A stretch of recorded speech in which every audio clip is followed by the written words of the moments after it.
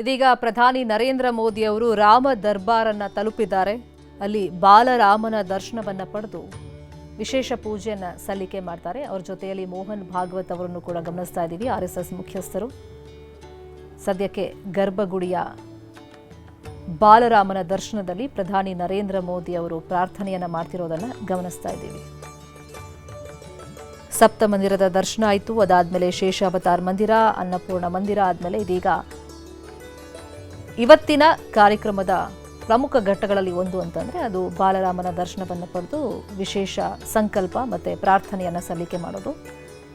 ಆ ಕಾರ್ಯಕ್ರಮ ಇದೀಗ ನಡೀತಾ ಇದೆ, ದೃಶ್ಯಗಳಲ್ಲಿ ಗಮನಿಸ್ತಾ ಇದ್ದೀವಿ. ಇದಾದ್ಮೇಲೆ ರಾಮಧ್ವಜ, ಧರ್ಮಧ್ವಜ, ಭಕ್ತಿ ಧ್ವಜದ ಪ್ರತಿಷ್ಠಾಪನೆ.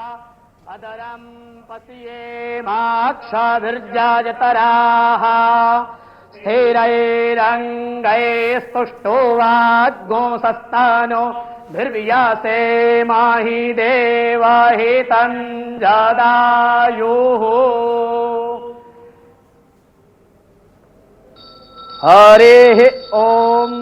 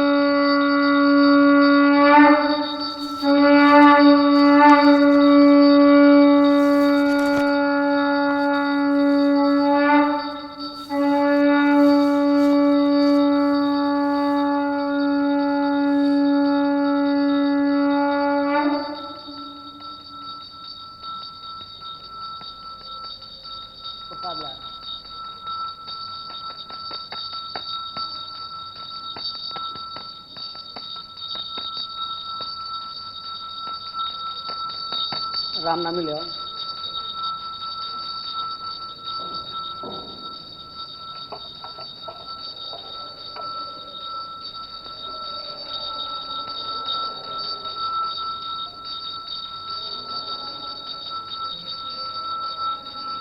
अकाल मृत्युहरणं सर्वव्याधि विनाशनं श्रीराम शरणपादोदकं पीत्वा पुनर्जन्म न विद्यते।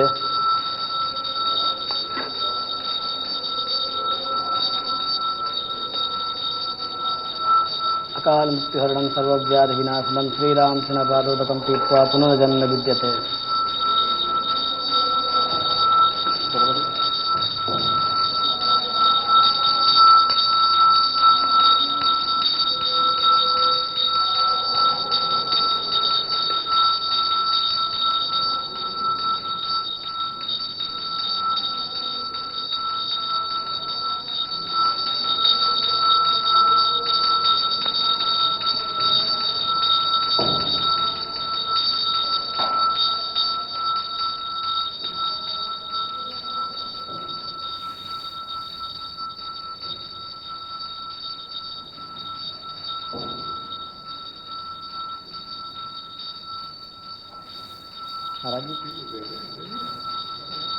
ರಾಮಲಲ್ಲಾನಿಗೆ ಅಂದ್ರೆ ಬಾಲರಾಮನಿಗೆ ವಿಶೇಷವಾದಂಥ ಪೂಜೆಯನ್ನ ಪ್ರಧಾನಿ ನರೇಂದ್ರ ಮೋದಿ ಹಾಗೆಯೇ RSS ಮುಖ್ಯಸ್ಥ ಮೋಹನ್ ಭಾಗವತ್ ಅವರು ನೆರವೇರಿಸಿದಂಥ ದೃಶ್ಯವನ್ನ ಗಮನಿಸಿದ್ವಿ.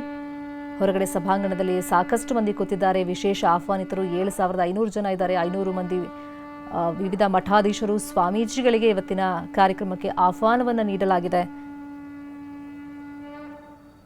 ಇನ್ನು LED ವ್ಯವಸ್ಥೆ ಕೂಡ ಇದೆ. ದೊಡ್ಡ ದೊಡ್ಡ ಪರದೆ ಮುಖಾಂತರ ಈ ರಾಮಧ್ವಜ ಪ್ರತಿಷ್ಠಾಪನೆ ಕಾರ್ಯಕ್ರಮ ಮತ್ತು ಒಳಗಡೆ ಬಾಲರಾಮನಿಗೆ ಆಗ್ತಿರುವಂಥ ವಿಶೇಷ ಪೂಜೆ ಪುನಸ್ಕಾರಗಳನ್ನು ನೋಡೋದಕ್ಕೆ ಅಲ್ಲಿ ಅವಕಾಶವನ್ನು ಮಾಡಿಕೊಟ್ಟಿದ್ದಾರೆ.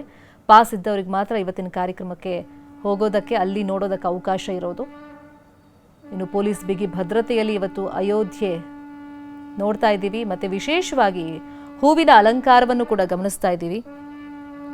ಸುಪ್ರೀಂ ಕೋರ್ಟ್ ಹಿಂದೆ ಜಡ್ಜ್ಮೆಂಟ್ ಕೊಟ್ಟಿದ್ದು ಸುಮಾರು 2.77 ಎಕರೆ ಜಾಗದಲ್ಲಿ ಅಯೋಧ್ಯೆ ರಾಮ ಮಂದಿರ ನಿರ್ಮಾಣ ಮಾಡೋದಕ್ಕೆ ಅವಕಾಶ ಕೊಟ್ಟಿತ್ತು. ಇವತ್ತು ವಿಶೇಷವಾಗಿ 21 ಮಂದಿ ವೈದಿಕ ಅರ್ಚಕರಿಂದ ಈ ಧ್ವಜಾರೋಹಣ, ಈ ಧ್ವಜದ ಪ್ರತಿಷ್ಠಾಪನೆ ಕಾರ್ಯಕ್ರಮ ನಡೀತಾ ಇದೆ. ರಾಮಲಲ್ಲನಿಗೆ ವಿಶೇಷ ಪೂಜೆಯನ್ನು ನರೇಂದ್ರ ಮೋದಿ ಅವರು ನೆರವೇರಿಸಿದ್ದಾಯಿತು. ಇದೀಗ ನಾವೆಲ್ಲ ಎದುರು ನೋಡ್ತಿರುವಂಥ ಭಕ್ತಿ ಧರ್ಮದ ಸಮಾಗಮ ಸಂಕೇತವಾಗಿರುವಂಥ ಧ್ವಜದ ಪ್ರತಿಷ್ಠಾಪನೆಗೆ ಕ್ಷಣಗಣನೆ ಶುರುವಾಗಿದೆ.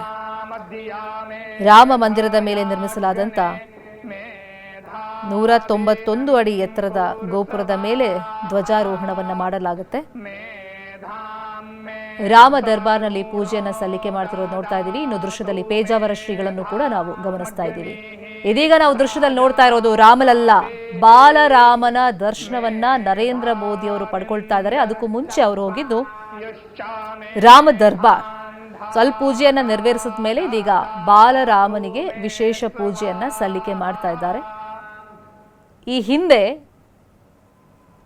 ಬಾಲರಾಮನನ್ನ ರಾಮಲಲ್ಲ ಪ್ರತಿಷ್ಠಾಪನೆ ಸಂದರ್ಭದಲ್ಲೂ ಕೂಡ ಮುಂದಾಳತ್ವವನ್ನು ಪೇಜಾವರ ಶ್ರೀಗಳೇ ವಹಿಸಿಕೊಂಡಿದ್ರು.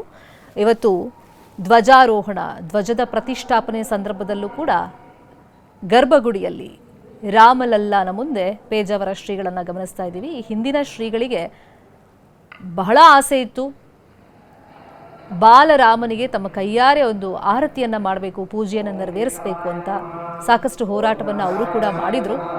ಆದರೆ ಅವ್ರು ಬದುಕಿರುವಂಥ ಸಂದರ್ಭದಲ್ಲಿ ಸಾಧ್ಯವಾಗಲಿಲ್ಲ. ಇದೀಗ ಈಗಿರುವಂಥ ಪೇಜಾವರ ಶ್ರೀಗಳ ನೇತೃತ್ವದಲ್ಲಿ ಪೂಜೆ ನಡೀತಿರೋದನ್ನು ಗಮನಿಸ್ತಾ ಇದ್ದೀವಿ.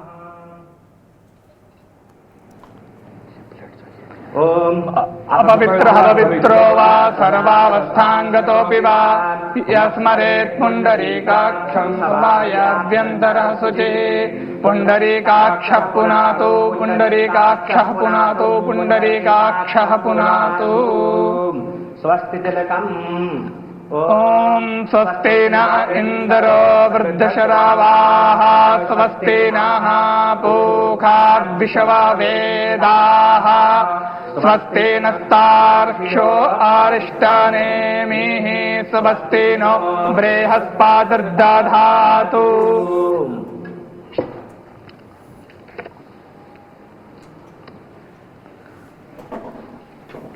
ओम ज्योतिर्ज्योतिरग्निः स्वाहा सूर्यो ज्योतिर्ज्योतिः सूर्यः स्वाहा अग्निर्वर्चो ज्योतिर्वर्चः स्वाहा सूर्यो वर्चो ज्योतिर्वर्चः स्वाहा ज्योतिः सूर्यः सूर्यो ज्योतिः स्वाहा चंद्रमा मनसो जातश्चक्षुः सूर्यो अजायत श्रोत्राद्वायुश्च प्राणश्च मुखादग्निरजायत.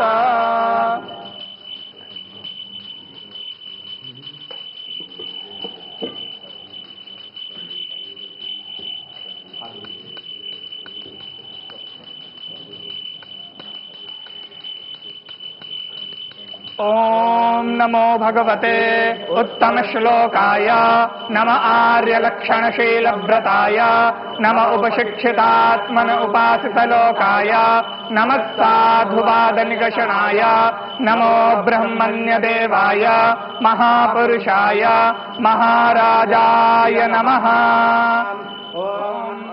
कृपारत्नाकराय भगवते श्रीरामचंद्राय नमः. चरणकमलेषु मन्त्रपुष्पाञ्जलिं समर्पयामि नमस्करोमि.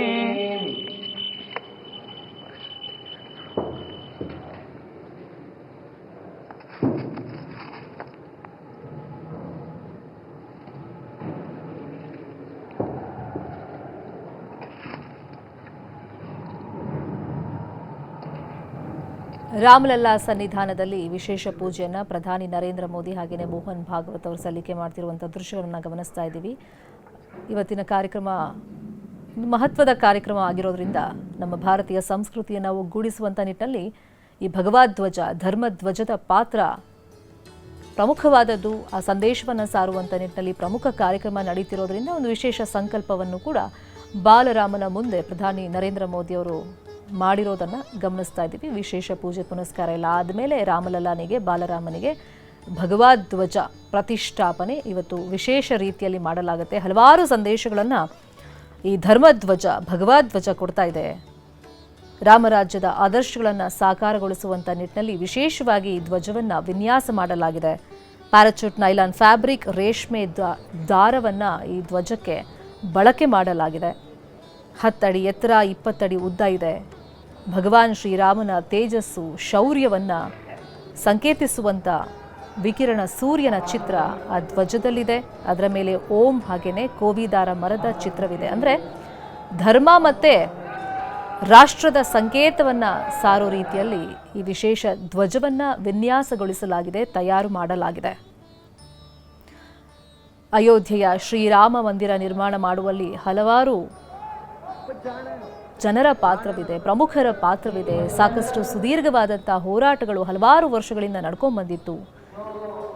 2020ರಲ್ಲಿ ಅಡಿಗಲ್ಲು ಹಾಕಿದ ಮೇಲೆ 2024 ಜನವರಿ 22ನೇ ತಾರೀಕು ಉದ್ಘಾಟನೆ ಆಯಿತು. ಅದಾದಮೇಲೆ ಕಾಮಗಾರಿ ಪೂರ್ಣಗೊಂಡಂಥ ಸಂಕೇತವಾಗಿ ಇವತ್ತು ಭಗವಧ್ವಜ ಪ್ರತಿಷ್ಠಾಪನೆ ಆಗ್ತಾ ಇದೆ.